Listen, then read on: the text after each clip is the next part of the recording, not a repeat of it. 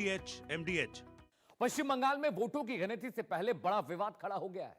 मुख्यमंत्री ममता बनर्जी अचानक कोलकाता के भवानीपुर स्ट्रांग रूम पहुंच गईं। वहां करीब 4 घंटे तक रहीं। बाहर आकर उन्होंने आरोप लगाया कि ईवीएम के साथ छेड़छाड़ या लूट की कोशिश हो सकती है और वो किसी भी हाल में ऐसा नहीं होने देंगी। जी हां, इस पूरे मामले की शुरुआत एक सीसीटीवी वीडियो से हुई है जिसे टीएमसी ने जारी किया है। पार्टी का दावा है कि स्ट्रांग रूम के अंदर संदिग्ध गतिविधियां हो रही थीं और उनके प्रतिनिधियों को वहां मौजूद नहीं रहने दिया गया। इसके बाद टीएमसी कार्यकर्ताओं ने कई जगहों पर स्ट्रांग रूम के बाहर धरना शुरू कर दिया, जिससे माहौल और गर्मा गया। वहीं दूसरी तरफ चुनाव आयोग ने इन सभी आरोपों को खारिज किया है। चुनाव आयोग का कहना है कि शाम 4 बजे सभी राजनीतिक दलों को ईमेल के जरिए इत्तला कर दी गई थी ताकि पोस्टल बैलेट बॉक्स की छटाई और एग्रीगेशन की प्रक्रिया की जा सके। लेकिन जब किसी भी दल का प्रतिनिधि वहां नहीं पहुंचा तो चुनाव आयोग ने कर्मचारियों ने नियमों के तहत अपना काम शुरू कर दिया। आयोग ने यह भी कहा कि जिस वीडियो का जिक्र हो रहा है, जो वीडियो सामने आया है, वो इसी प्रक्रिया का हिस्सा है और ईवीएम पूरी तरह से महफूज और सुरक्षित है। इसके बावजूद इस मुद्दे ने राजनीतिक माहौल को काफी तनावपूर्ण बना दिया। अब सभी की नजर काउंटिंग डे पर है, जहां यह साफ होगा कि असल सच्चाई क्या है, चुनाव का परिणाम किससे पक्ष में जाता है। वहीं बीजेपी का आरोप है कि हार को सामने देख टीएमसी बौखला गई है। इसी मुद्दे पर करेंगे चर्चा। हमारे साथ जुड़ेंगे कई खास मेहमान, लेकिन उससे पहले पूरा मामला क्या है, ग्राफिक्स के जरिए आपको पूरी डिटेल बता देते हैं और समझा देते हैं। जी हां, खबर क्या है, पूरी खबर पहले समझिएगा। जी हां दर्शकों, कोलकाता में स्ट्रांग रूम के बाहर प्रदर्शन हो रहे हैं। नेताजी स्टेडियम के स्ट्रांग रूम के बाहर बहुत सारे लोग पहुंचे, वहां पर हंगामा शुरू हो गया। टीएमसी के जो कार्यकर्ता थे सीसीटीवी वीडियो को लेकर बवाल काटने लगे और आनंद फानन में Bhawanipur strong room CM Mamata Banerjee भी पहुंची। 4 घंटे तक वहां पर वो बाहर रही। ग्राफिक्स पर आते हैं दर्शकों, आपको ग्राफिक के जरिए पूरी डिटेल समझाते हैं कि पूरा मामला क्या था। जी हां, टीएमसी के सीसीटीवी वीडियो जारी किया और उसके बाद वहां पर तनाव बढ़ गया। वहां पर लोगों ने कहा कि अनियमितता हो रही है, वहां पर जो चीजें हो रही हैं वो कानून के खिलाफ है। आनंद फानन में भवानीपुर स्ट्रांग रूम ममता बनर्जी भी पहुंच जाती हैं और ममता बनर्जी जब वहां पहुंचती हैं उसके बाद कार्यकर्ताओं का हुजूम, भीड़ वहां बढ़ जाती है। 4 घंटे तक परिसर में मुख्यमंत्री ममता बनर्जी रहती हैं, तमाम वीडियो की जांच पड़ताल करती हैं, वहां की सुरक्षा घेरे को देखती हैं और इसके बाद वहां पर कार्यकर्ताओं का जमावड़ा और बढ़ जाता है। ईवीएम लूटने की कोशिश का आरोप टीएमसी ने बीजेपी पर लगाया है और इलेक्शन कमीशन से कहा है कि उस मामले पर ध्यान नहीं दे रही है। टीएमसी ने वहां पर जो स्ट्रांग रूम था उसके बाहर धरना प्रदर्शन शुरू कर दिया, हंगामा कर दिया, लेकिन इलेक्शन कमीशन भी बीच बचाव के लिए है। उसने कहा कि ईवीएम पूरी तरह से सुरक्षित है।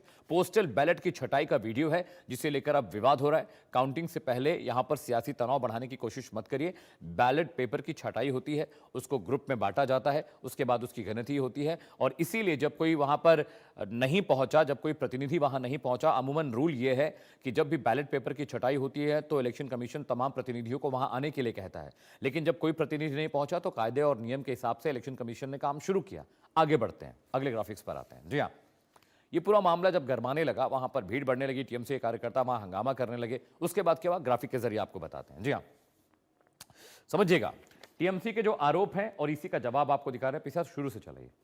टीएमसी ने क्या आरोप लगाया है वो आपको दिखा रहे हैं। स्ट्रांग रूम में लोग घुसे थे, पोस्टल बैलेट की प्रक्रिया थी, ये सफाई इसी ने दी है। लोकतंत्र की हत्या हो रही है, टीएमसी ने कहा। इलेक्शन कमीशन ने कहा कि आरोप बेबुनियाद है।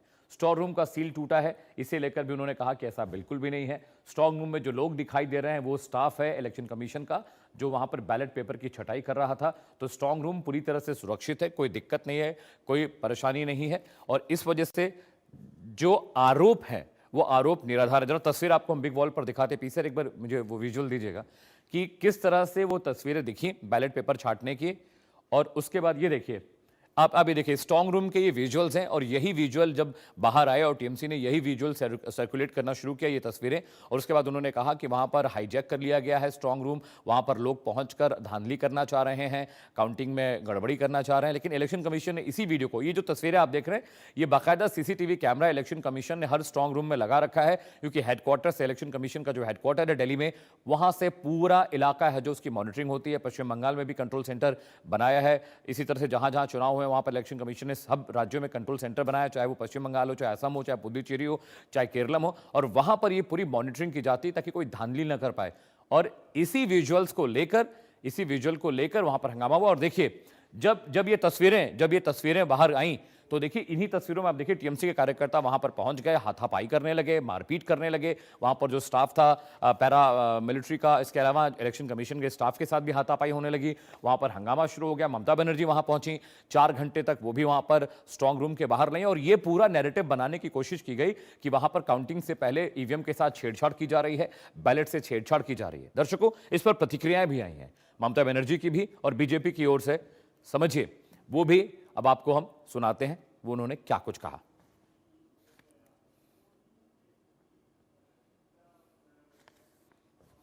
हमारा जो ईवीएम मशीन है इधर में स्टोर रूम है, तो आप लोगों को जानकारी है कि नेताजी इंडोर में सीसीटीवी पे हम पाए गए और बहुत सारे जगह में कि उधर में मैनिपुलेशन हो रहा है और बाहर का आदमी आके वो खुल रहा है, देख रहा है, पोस्टर बैलेट को इधर उधर कर रहा है। वो देखने के बाद मैंने जब सीसीटीवी देखा टीवी में, तो मैंने सोचा मैं भी उधर देख के आऊँ। तो पहले तो सेंट्रल फोर्सेस मेरे को एंटर ही करने नहीं देते थे। उसके बाद पूछा किसी से, बोला नहीं हमको जाने का हक है, बिकॉज वो लोग पहले किसी को अंदर में ही जाने नहीं देते। हारने वाला कंप्लेन करता है। पहले हम लोग करते थे कि हम बैकफुट में होते थे, वो लोग सत्ता में होते थे, निश्चित जीतते थे, क्योंकि इतना फॉल्स वोटिंग होता था। अब वो गया पहले। आज लोगों ने जिस प्रकार बढ़ चढ़ के वोटिंग किया है उससे पता चल गया परिवर्तन हो रहा है। इसलिए टीएमसी बैकफुट में है और कंप्लेन पर कंप्लेन करे जा रहे हैं, हर चीज़ पे कंप्लेन है। अब से एसआईआर से लेकर सेंट्रल फोर्स, चुनाव कमीशन, अभी स्ट्रांग रूम में जाकर राजनीति ममता बनर्जी बैठी हुई है। इसका क्या है? परिस्थिति ठीक नहीं उनके लिए। और टीएमसी की राज्यसभा सांसद डोला सेन की प्रतिक्रिया आई है। दामोदर दास क्या कह रहे हैं, आइए आपको वो भी सुनवा देते हैं। इलेक्शन कमीशन वाला सीसीटीवी वाला जो वीडियो फुटेज वो शेयर किया, वही हमने सबसे शेयर किया हमारी पार्टी की तरफ से, और उसमें स्पष्ट रूप से दिखाई दिया कि स्ट्रांग रूम खुल के लाइट जला के कुछ हो रहा है खुदीराम अनुशीलन केंद्र के अंदर, सबको दिखाई दिया। इसीलिए हमारे कैंडिडेट्स वहां गए थे और उसके बाद उन्होंने प्रेस कॉन्फ्रेंस करके बोले हैं कि वो पोस्टल बैलेट के लिए हो सकता, लेकिन उसके लिए भी कैंडिडेट को या चीफ इलेक्शन एजेंट को या पार्टी को, सब, सिर्फ हमको नहीं, सबको पता कराना था।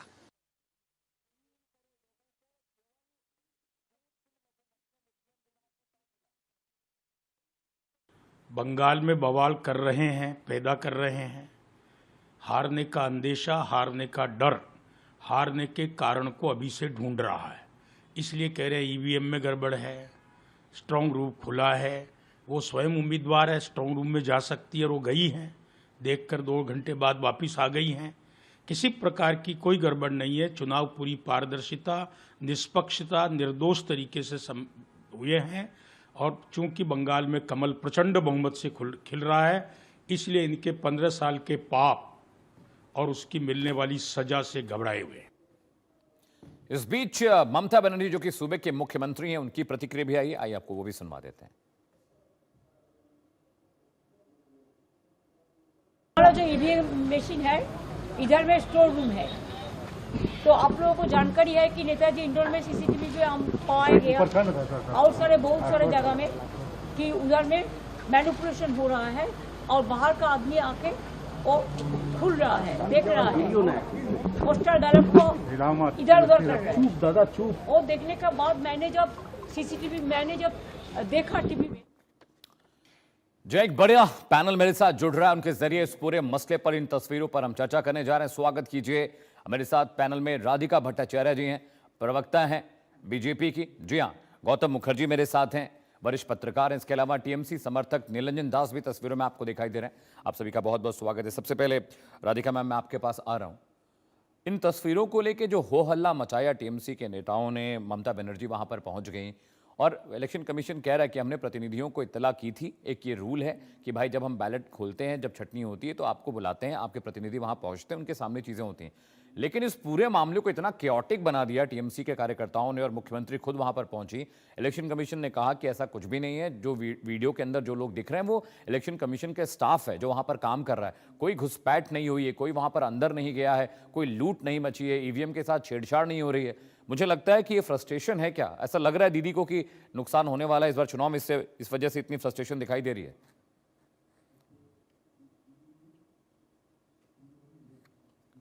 राधिका मैम आप म्यूट पर हैं ma'am, please unmute yourself.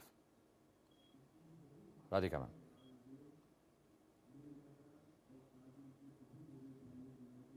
Radhika ji आप मुझे सुन पा रही हैं?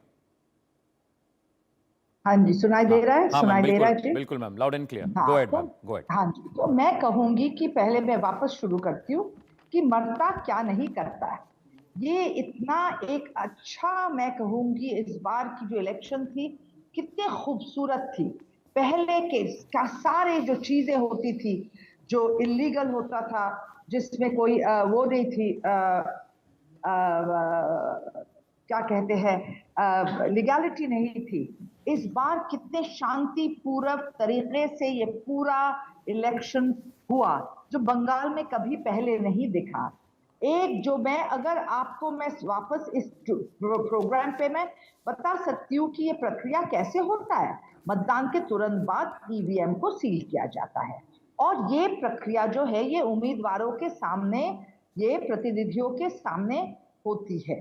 फिर स्ट्रांग रूम में ये रखा जाता है और ईवीएम को स्ट्रांग रूम में जब रखते हैं तब डबल ताला दिया जाता है, उस पे रखा जाता है और एक चाबी अधिकारी के पास होता है और दूसरी कोई अलग अधिकारी के पास होता है और इसमें 24 घंटे का एक सुरक्षा होता है। ये नहीं कि बस ताला बंद करके निकल गए। और 3 स्टार की ये जो सुरक्षा क्या व्यवस्था होता है, हर एंट्री का रिकॉर्ड रखा जाता है और लगातार निगरानी में ये स्ट्रांग रूम रहती है और राजनीतिक दल के लोग भी निगरानी देख सकते हैं। इसमें ये टोटल ट्रांसपेरेंट मामला है, इसमें कोई दो राय नहीं है जी। और जब स्ट्रांग रूम खोलने के भी नियम है कि गिनती से पहले स्ट्रांग रूम नहीं खोला जा सकता है और अगर खोला जा सकता है तो वो सिर्फ सभी प्रत्याशी प्रतिनिधि की मौजूदगी में ये होती है जी। और वीडियो रिकॉर्डिंग के साथ। ऐसा नहीं कि ऐसे होता है।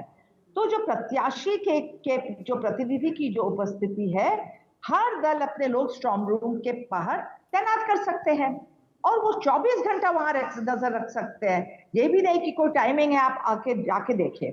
अभी मैं कहूंगी आरोप के ये है एक आरोप जिसके पास उनके पास कोई सबूत नहीं है। अगर छेड़छाड़ हुई तो क्या सबूत है, वो सबूत तो दिखाएं। हर जगह कैमरा है, प्रतिनिधि है, फिर भी कोई प्रमाण नहीं। ये बड़ी बेवकूफी की बात है जो वो सामने ला रहे हैं। दूसरी है कि ईवीएम पे जो एक सील लगा देते हैं, वो स्ट्रांग रूम में जो रखी जाती है वो सील्ड होती है और 3 स्टार की जो सुरक्षा होती है, जैसे मैंने पहले कहा, ये देश की सबसे सख्त प्रणाली है। तो इस पे भी बात हो रहा है और जो हर दल को निगरानी का एक अधिकार है। तृणमूल के लोग खुद स्ट्रांग रूम के बाहर है, प्राय उनकी हमारी चीफ मिनिस्टर, उनकी नहीं, ये हमारी सबकी चीफ मिनिस्टर है, वो पहुंच जाती है। फिर डर किस बात का? और अगर हार का डर है तो आरोप का कोई सहारा होना। जब जमीन पे समर्थन उन्हें नहीं मिल रहा है और कम हो जाता है तब ईवीएम पर सवाल। तो निर्वाचन आयोग का एक संवैधानिक जो संस्था है और ये कोई राजनीतिक दल के लोग नहीं है, ये इलेक्शन कमीशन ऑफ इंडिया का टीम वहां पे है और देश की स्वतंत्रता एक संस्था है जो निष्पक्ष है, जो चुनाव करवाती है। अगर ये ट्रेंड शुरू हो गया कि ईसीआई के ऊपर हम बार बार आरोप लगाएंगे, तो ये तो इलेक्शन प्रोसेस के ऊपर ही आप आरोप लगा रहे हैं। फिर एक लोकतंत्र होने की क्या जरूरत है? डिक्टेटरशिप लाए, फिर इसके ऊपर कोई बात नहीं होगी। अरे इतनी खूबसूरत एक ये त्योहार हमने मनाया और देखिए पिछले बार की बूथ कैप्चरिंग, गुंडागर्दी, हमें लोगों को डराना, लोग घर पहुंचना। इस बार भी कुछ टीएमसी के लोग ऐसे बोलते हुए दिखाई दिए, पर देखिए क्योंकि तादाद हमारे सुरक्षा बल की इतनी मजबूत थी, इतनी बड़ी थी और सब जगह थी, कितना मैं बहुत ही इसके ऊपर लोगों को एक काला दाग। ठीक है मैम, निरंजन भी मेरे साथ हैं, निरंजन भी मेरे साथ हैं, उनके पास मैं जाता हूं। निरंजन, तस्वीरें आपने भी देखी और अमूमन हर चुनाव में ऐसा होता है, स्ट्रांग रूम के बाहर हर कोई अपने प्रतिनिधि खड़े कर सकता है, जो कायदा कानून है। कैमरे लगे हैं, सीसीटीवी में 24 घंटे मॉनिटरिंग होती है, दिल्ली से भी वहां पे मॉनिटर हो रहा है और हर स्टेट में कंट्रोल सेंटर इलेक्शन कमीशन बनाता है। जब सब कुछ सामान्य है, बैलेट पेपर खुल रहे हैं, फिर इस तरह से हंगामा करना, टीएमसी के कार्यकर्ता वहां पर पहुंच जाते हैं, क्योस क्रिएट करते हैं, पैरा एसएफ के साथ मारपीट हाथापाई होती है, इन सब चीज़ों से क्या मिल जाएगा? अगर जीत मिलनी है तो मिलेगी। ये सब कियोस क्रिएट करने से, वीडियो जारी करने से, ये बोलने से कि हम 294 में से 226 से ज़्यादा सीटें लेकर आ रहे हैं, 19 राज्यों के नेता लग गए बंगाल में, वो हमारा कुछ नहीं बिगाड़ पाएंगे, हम जीत कराएंगे, हम फिर सरकार बना रहे हैं, ये सब नैरेटिव वोट से पहले तक अच्छा लगता है। आपने वोट कर दिया, वोटर्स ने लॉक कर दिया अपना मैंडेट, अब 4 तारीख को नतीजे हैं, 4 तारीख तक का इंतजार कर लीजिए। उससे पहले इतना नैरेटिव, इतना एजेंडा सेटिंग की जरूरत क्या है? बीजेपी को हारना है तो हारेगी। Niranjan Das, you are on mute I guess. हाँ, सुन पा रहा हूं मैं आपको। निरंजन, इसमें गो अहेड। नेगेटिव का कोई बात नहीं है। तृणमूल कांग्रेस फिर से चौथी बार के लिए तृणमूल कांग्रेस बंगाल का सत्ता में आ रहा है। ये फोरकॉन कंक्लूजन है। और कल जो हुआ वो 4 बजे एक मीटिंग शायद मतलब सभी प्रत्याशियों और उनका एजेंट्स को बुलाया गया था। लेकिन ये जो ईमेल है ये हमारा जो टीएमसी का दोनों प्रत्याशी है mister Kunal Ghosh and doctor Shashi Panja, उन लोगों के ईमेल में नहीं भेजा गया था। वो टीएमसी का डिस्ट्रिक्ट हमारा जो चेयरपर्सन है उनके ईमेल में भेजा गया था, पहले बात। दूसरा कि जब कुणाल घोष और डॉक्टर शोशी पाजा गए खुदीराम अनुशीलन केंद्र, जो कि एक काउंटिंग सेंटर और जहां पर स्ट्रांग रूम है, तो वहां पर जब गए तो उन लोगों को अंदर नहीं जाने दिया। यही से प्रॉब्लम शुरुआत हुआ। और हमारा पास जो वीडियो था उसमें हम क्लियरली देख सकते हैं कि कोई जो ये बाद में पता चला कि ये कॉरिडोर में हो रहा था और ये पोस्टल बैलेट्स का सेग्रीगेशन हो रहा था, ठीक है। इसका जवाब, इसका जो क्लैरिफिकेशन देन एंड देयर हमारा टीएमसी का कैंडिडेट्स को नहीं दिया गया। और ये बाद में इलेक्शन कमीशन आप जैसे मीडिया को अपना जो उनका जो सर्कुलर था वो आप लोगों को भेजी। और ममता जी जो काउंटिंग सेंटर में गई वो साउथ कैलकाटा में है, वो डिफरेंट है। वो भवानीपुर से, वो खुद प्रत्याशी है और वहां वो जा सकती है। वहां वो गई और वहां पर जो इंतजाम कैसा था उन्होंने उसका निगरानी किया और फिर वो रात को वापस आई। देखिए, ये जो इलेक्शन कमीशन है, बीजेपी का प्रवक्ता बोल रही थी कि इसमें ये अपॉलिटिकल है, ये न्यूट्रल है। हमको इस पर कोई विश्वास नहीं है। ये जो इलेक्शन कमीशन है ये बीजेपी का एक इलेक्शन विंग की तरह काम करता है। और काफी सारे राज्यों में हम देख चुके हैं कि कैसे इलेक्शन कमीशन ऑपोजिशन का नहीं सुनता है और सिर्फ का सुन के वो वोट चोरी में हेल्प करते हैं। तो तृणमूल कांग्रेस हम बहुत सजग है, हम बहुत विजिलेंट है और इसीलिए हम लोग अपने जो कार्यकर्ता है, जो हमारा काउंटिंग एजेंट्स होंगे, हम उन लोगों को बोल दिए हैं कि आप जाके इसका 24/7 आप इसका निगरानी कीजिए। एक और प्रश्न है कि इलेक्शन हो गया 29 को, क्यों आपको 5 दिन का क्यों समय चाहिए काउंटिंग के लिए? 5 दिन तक आपने क्यों ये समय रखा है? कभी ऐसा नहीं होता है। 1-2 दिन के अंदर इलेक्शन का रिजल्ट घोषित कर दिया जाता है, काउंटिंग हो जाता है, लेकिन इस बार ऐसा नहीं हुआ। तो 5 दिन तक अगर लोगों को 24/7 वहां पर अगर रखना है तो उसके लिए इंतजाम भी होना चाहिए। अभी बंगाल में ये अभी थोड़ा स्टॉर्म साइक्लोनिक वेदर हो रहा है, इसका कोई इंतजाम नहीं है। तो उसमें प्रॉपर एक सीसीटीवी का भी जरूरत है बाहर में, जो कि लोग देख पाए। हर एक पॉलिटिकल पार्टी का जो एजेंट्स है वो लोग उसके ऊपर निगरानी कर सके। तो पहली बात तो कल जो ये मसला शुरू हुआ ये इसी से शुरू हुआ कि जो 2 कैंडिडेट्स वो जब जा रहे हैं खुदीराम अनुशीलन केंद्रों में, उन लोग अंदर नहीं जाने दिया, प्रेमाइस के अंदर घुसने नहीं दिया गया इस इलेक्शन कमीशन का, इनका जो सेंट्रल फोर्स है इनके द्वारा। ऐसा क्यों हुआ, इसका जवाब आज तक इस टाइम तक इलेक्शन कमीशन ने नहीं दे पाया। वो सब कुछ को बेबुनियाद बोल देते हैं, लेकिन वो ये नहीं बोल पाए कि कैसे 4 बजे का ये जो पोस्टल बैलेट का सेग्रीगेशन होना था, इसके लिए जो ईमेल है वो कुणाल घोष और डॉक्टर शोशी पाजा को नहीं भेजा गया। वो सिर्फ टीएमसी का जिला का चेयरपर्सन हमारा सांसद सुदीप बंदोपाध्याय को सिर्फ भेजा गया था। खैर वो जो भी हो, लेकिन 6 बजे जब हमारा 2 प्रत्याशी जा रहे थे उनको अंदर घुसने नहीं दिया गया, और चीफ मिनिस्टर को भी पहले नहीं घुसने दे रहे थे। तो इन लोगों को कोई प्रोटोकॉल ठीक है Nilanjan, I'll go towards Radhika ma'am. मस्ला हो रहा है जी राधिका मैम, मुझे एक बात बताइए, ये कि 4 दिन में काउंटिंग क्यों हो रही है, 2 दिन में क्यों नहीं होती? ये तो मैम स्ट्रैटेजी होती है इलेक्शन कमीशन की। कई बार तो आप इलेक्शन पुराना उठा के देखिए, हफ्ते भर में भी काउंटिंग होती है। और जो नीलांजन कह रहे हैं कि जो कैंडिडेट्स को मेल नहीं गया, लेकिन टीएमसी के अधिकारी और नेता के पास तो गया था। अगर किसी को मेल नहीं गया होता, आई अंडरस्टैंड कि वो गलती है, बट अगर मेल आपके 6 बजे आप घुसने नहीं दे रहे, क्यों 6 बजे क्यों नहीं घुसने दे रहे?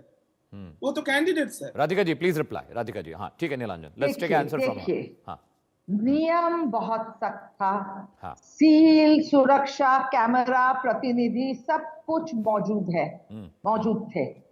इसके बावजूद ये लोग ये आरोप निकाल रहे हैं।